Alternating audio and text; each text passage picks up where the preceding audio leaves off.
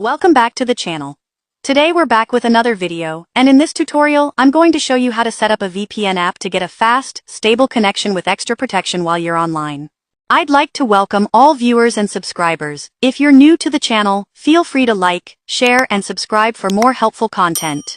To get started, open the Google Play Store on your phone. In the search bar, type SRT Tunnel Pro and search. From the results, select the correct app by checking the name and icon, then install it on your device. After the installation is complete, open the app to begin the setup. Once you reach the app's main screen, tap on the menu icon in the top left corner. From the options, select Online Update so the app can refresh its resources and work properly. Next, choose a server. For this guide, I recommend using the Auto Select Server option. This allows the app to automatically connect you to the best available server in your location for a stable and fast connection.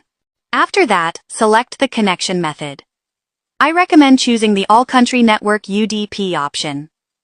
This setting works in most countries that support UDP and provides a smooth and reliable connection. If UDP is not supported in your country, you can tap the list and manually select your country instead. Finally, tap on the Connect button.